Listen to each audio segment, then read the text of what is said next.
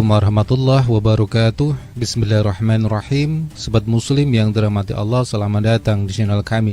Semoga kita senantiasa dalam keadaan sehat walafiat, dan semoga Allah panjangkan umur kita, amin ya rabbal alamin.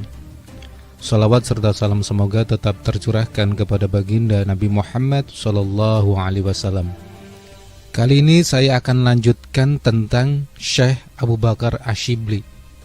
Kisah Syekh Abu Bakar Asyibli akan membakar Ka'bah. Di lain hari orang menyaksikan Asyibli berlari-lari sambil membawa obor. "Hendak kemanakah engkau?" tanya orang-orang itu. "Aku hendak membakar Ka'bah, sehingga orang-orang hanya mengabdi kepada yang memiliki Ka'bah," jawab Asyibli. Di lain waktu, tampak Asyibli membawa sepotong kayu yang terbakar di kedua ujungnya.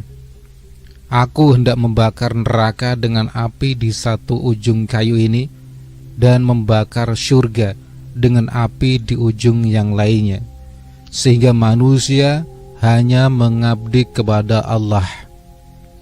Setelah mengalami kemajuan spiritual sampai pada suatu titik di mana ia dapat memenuhi sakunya dengan gula-gula, dan pada setiap bocah yang ia temui, maka ia akan berkata, "Katakanlah Allah," maka ia akan memberikan gula-gula. Setelah itu ia akan memenuhi saku bajunya dengan uang dirham dan dinar. Ia berkata, "Siapa saja yang berkata Allah sekali saja, aku akan penuhi mulutnya dengan emas." Setelah itu semangat kecemburuan berkobar di dalam dirinya. Dengan menghunus pedang sambil berkata, "Siapa saja yang menyebut nama Allah, akan aku tebas kepalanya dengan pedang ini," pekiknya. Orang-orang berkata, "Sebelumnya engkau biasa memberikan gula-gula dan emas, namun mengapa sekarang engkau mengancam mereka dengan pedang?" Ia menjelaskan, "Sebelum ini aku kira mereka menyebut namanya berdasarkan pengalaman dan pengetahuan hakiki. Kini aku sadar bahwa mereka melakukannya tanpa perhatian dan hanya sekedar kebiasaan. Aku tidak dapat membiarkan lidah-lidah kotor menyebut namanya." Setelah itu di setiap tempat yang ia temui yang menuliskan nama Allah, tiba-tiba sebuah suara berkata kepadanya, "Sampai kapan engkau akan terus berkutat dengan nama itu? Jika engkau merupakan seorang pencari sejati, carilah pemiliknya." Kata-kata ini begitu menyentak Asyibli.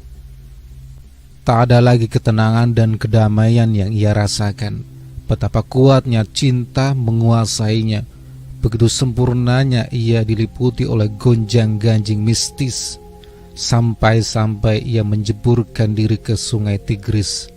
Gelombang sungai membawanya kembali ke tepi. Kemudian ia menghempaskan dirinya ke dalam kobaran api, namun api itu kehilangan daya untuk membakarnya. Ia mencari tempat di mana sekelompok singa berkumpul, lalu berdiam diri di sana. Namun singa-singa itu malah melarikan diri menghindarinya, dan ia pun terjun bebas dari puncak gunung. Namun angin mencengkeram dan menurunkannya ke tanah dengan selamat. Kegelisahannya semakin memuncak beribu-ribu kali lipat. Ia memekik, "Terkutuklah ia yang tidak diterima oleh air maupun api, yang ditolak oleh binatang buas dan pegunungan." Lalu terdengarlah sebuah suara, "Ia yang diterima oleh Allah tidak diterima oleh yang lain."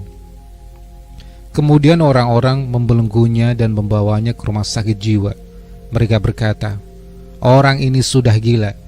Ia menjawab, "Di mata kalian aku ini gila dan kalian waras. Semoga Allah menambah kegilaanku dan kewarasan kalian. Kalian dihempaskan semakin jauh dan jauh lagi." Kemudian khalifah menyuruh seseorang untuk merawatnya. Orang itu datang dan menjejalkan obat secara paksa ke mulut Asyibli. "Janganlah persulit dirimu," pekik Asyibli. "Penyakit ini bukanlah jenis penyakit yang dapat disembuhkan dengan obat-obatan seperti itu." Saat Asyibli tengah dikurung dan dibelenggu di rumah sakit jiwa, beberapa orang sahabatnya datang menjenguk. "Siapa kalian?" pekiknya.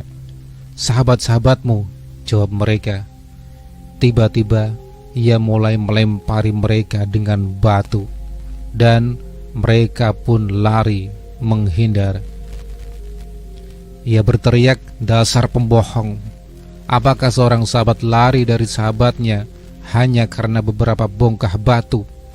Ini membuktikan bahwa kalian sebenarnya adalah sahabat bagi diri kalian sendiri, bukan sahabatku." Wassalamualaikum warahmatullahi wabarakatuh.